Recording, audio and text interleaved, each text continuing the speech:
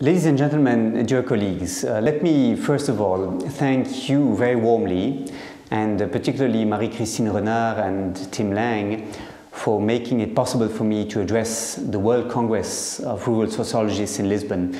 I would have liked to be present with you, but as I can't, let me at least say a few words about the importance of your work and how relevant it is to the current discussions on how to improve the ability of agriculture to feed the world and to reduce rural poverty. That, of course, is the major cause of hunger and malnutrition in many developing countries.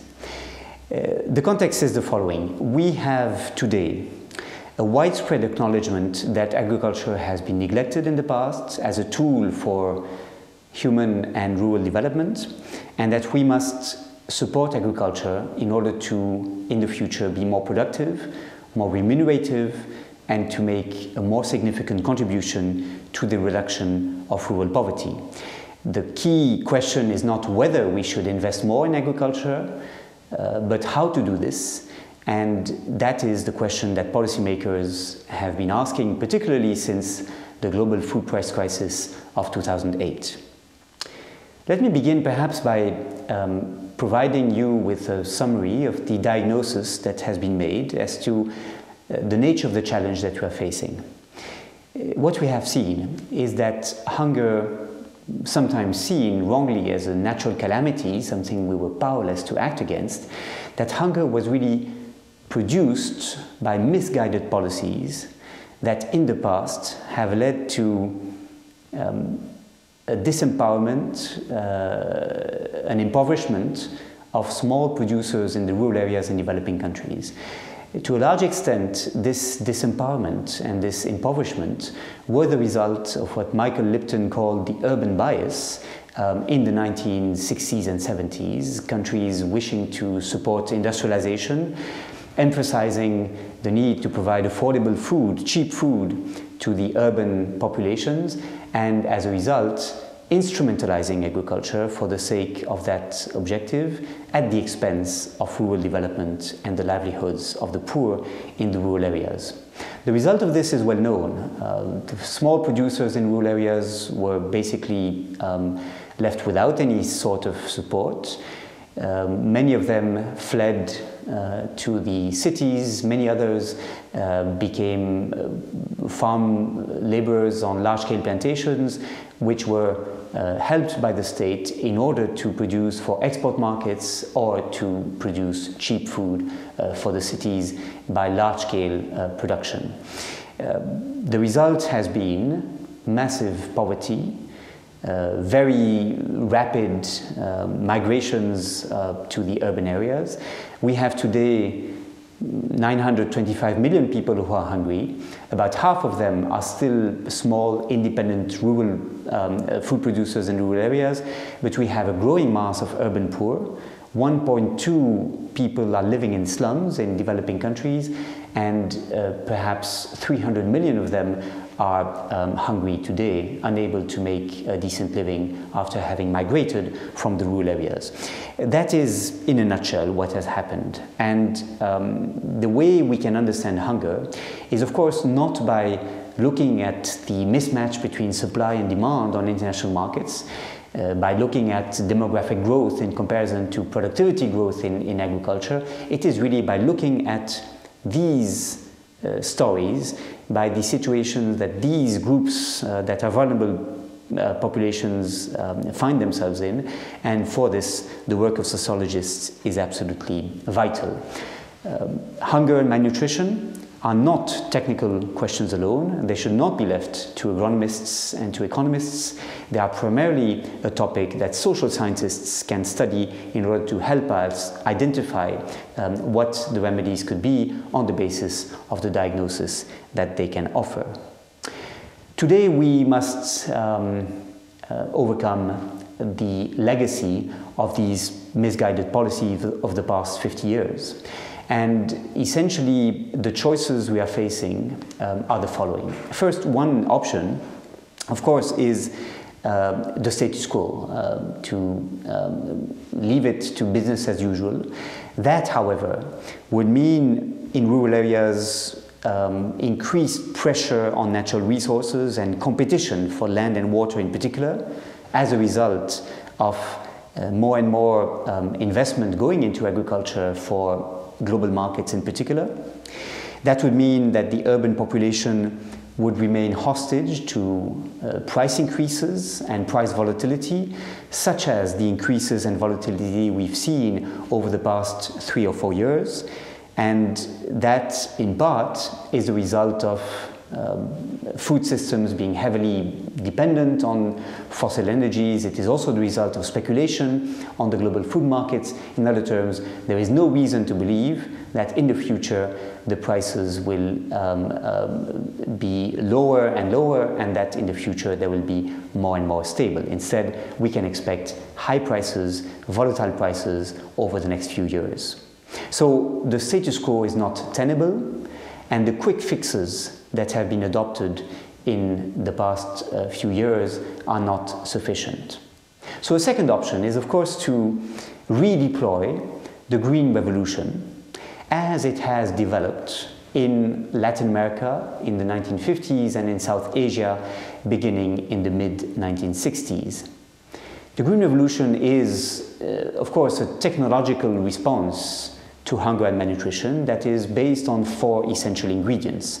Large-scale irrigation. The areas irrigated in South Asia, for example, doubled between 1961 and 2000.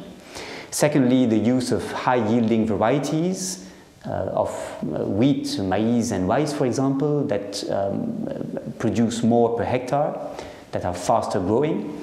And thirdly, the use of external inputs, chemical fertilizers, pesticides in particular. Fourthly, the use of mechanization on the farm. The number of tractors, for example, used in South Asia in 1961 was 200,000, but there were 4.8 million in 2000, showing this massive increase in the mechanization of farming in that region. Now, the Green Revolution, as we know, was a success in that it avoided famines from developing in the regions that went through this revolution, but at the same time, we know that the Green Revolution had a number of problems that were associated with it. Environmental problems, the pollution of groundwater, the exhaustion of soils, accelerated erosion as a result of monocropping schemes spreading, and more importantly, social problems. The Green Revolution benefited very unevenly different segments of the farming population, led to a dualization of agriculture, as a result in particular of the discrimination and political disempowerment of certain segments of the farming population. And this was in large part due to the weak organization of small-scale farmers, unable to capture decent prices for their crops, unable to negotiate decent prices for the inputs that they had to buy. Essentially, small farmers are in a situation in which they buy their inputs at retail prices and they sell their crops at wholesale prices, in many cases at a much lower price than what they would be able to capture if they could sell it on the cities or market it themselves. Therefore, as a result of this, the Green Revolution led to more land concentration. It forced many less competitive agricultural producers to exit agriculture, and it accelerated the migration to the cities that I have already mentioned. So we need to learn the lessons from this past experience and to move to a different type of revolution in agriculture that should not reproduce the mistakes of the first Green Revolution of the 1960s. And so there's a third option that is now being increasingly promoted by many social movements and farmers' organizations across the world. Some call this the doubly green revolution, using, of course, the language of Gordon Conway. But perhaps it's more adequate to describe this as an alternative to the Green Revolution approach, with its emphasis on technological solutions to hunger and malnutrition. And perhaps one mistake committed in the Green Revolution was to put too much hopes into technology and to put too little attention into the social dimensions and the questions of social organization. Today we have an alternative that is emerging, and that is described, promoted by a wide range of actors: civil society organizations, non-governmental organizations, development groups, farmers' organizations, including the most impressively organized Via Campesina, the transnational movement of small producers. And these groups send one message to policymakers. And this message is that the food systems can be radically changed in three directions. First, by relocalizing food systems, developing local, regional food systems, instead of putting all our efforts into developing export-led agriculture to feed the global markets. Local food systems can benefit small producers who can much more easily have access to local markets, and they can benefit consumers of food, particularly urban consumers, who, thanks to a relocalization of the food systems, will have access to better diets, more nutritious diets, fresh products, a more diverse range of products than if they continue to depend, as they do to a large extent today, from imports or from food that has been heavily processed in order to have a long shelf life. The relocalization of food systems, by which I mean reinvesting into linking local food producers with local consumers, can have significant benefits for countries as a whole, least developed countries in particular that have today developed a huge dependency on international markets to feed themselves, importing some 25% of the food that they consume and having increasingly high food bills to pay. These countries could benefit immensely from reinvesting in production to feed themselves and to reduce this dependency on international markets. It can also benefit local producers having better access to markets, and as I said, it can benefit the local consumers. So that is the first priority and the first component of this alternative food system that is now being promoted. A second component, a second direction in which food systems could be reformed is by switching to sustainable ways of producing food. Sustainable ways of producing food that consist essentially in using more agroecological methods of production, that make the best use of the resources of nature, that bet on the complementarity between different elements of nature, plant crops, trees, small animals, in order to replicate at farm level the natural complexity of the nature and the natural complementarity between the different components of nature, instead of developing agriculture as an industrial process, as has been done in the Green Revolution type approach.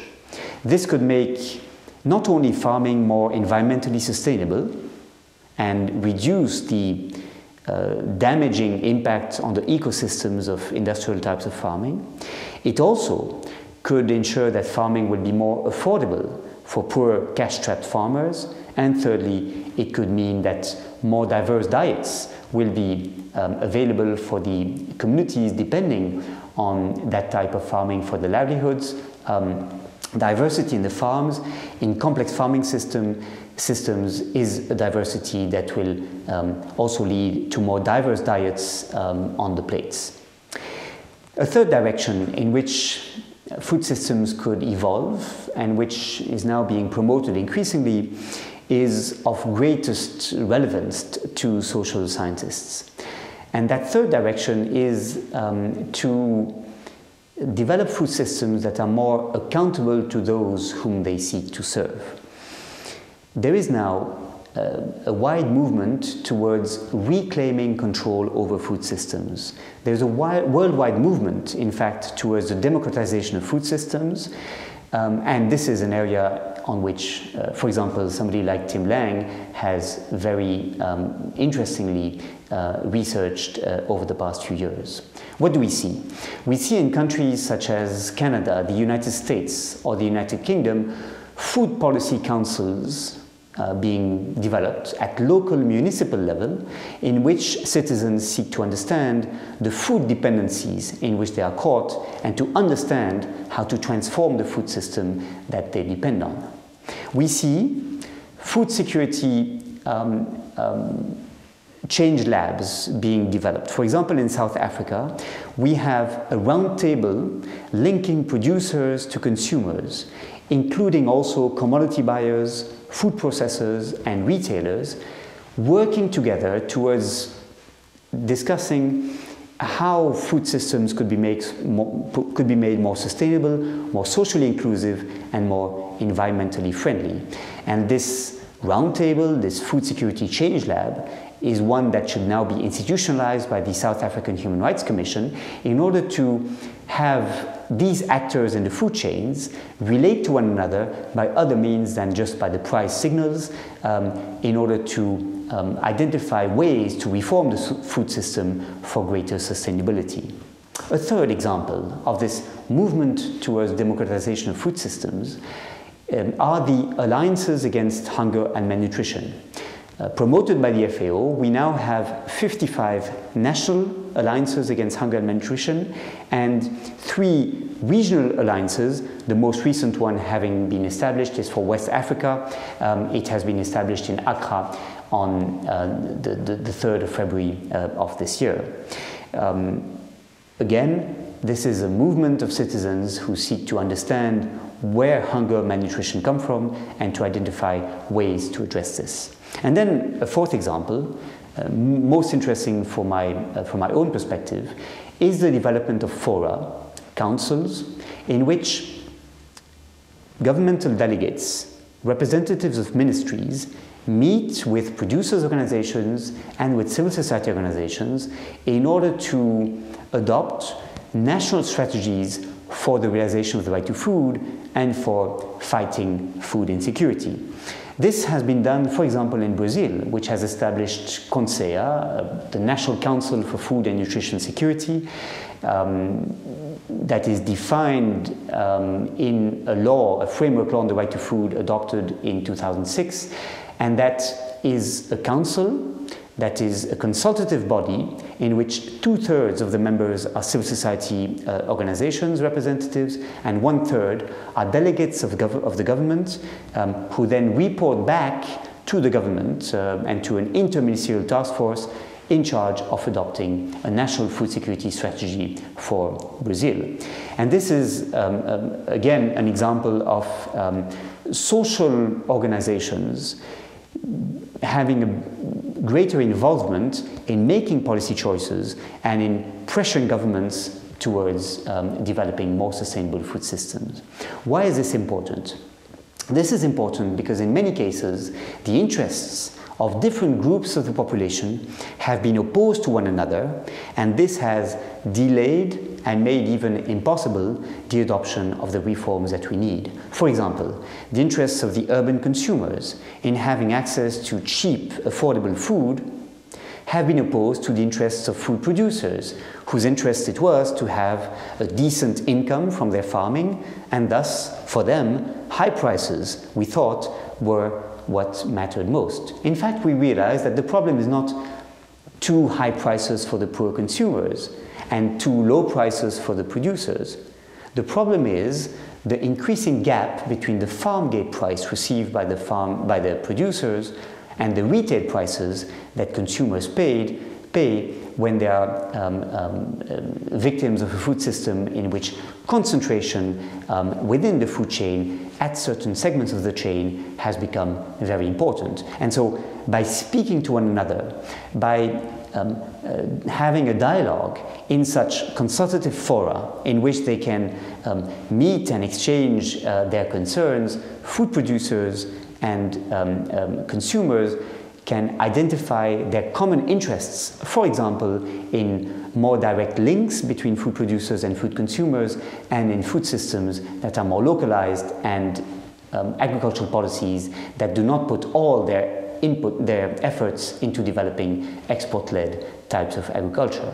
So, for all these reasons, I believe that the work of social scientists in understanding the food systems actors, how they relate to one another, how they could redefine their interests through a dialogue by which they could identify common objectives and ways to achieve these objectives is absolutely key. Social scientists have a very vital role to play in the current discussion on how to reform food systems to make them more sustainable, to make them more productive, to allow them to better work towards alleviating rural poverty and thus hunger and malnutrition. And I welcome very much the work that the World Congress of Rural Sociologists shall be able to achieve in this regard, and I look forward to working with you more closely in the future.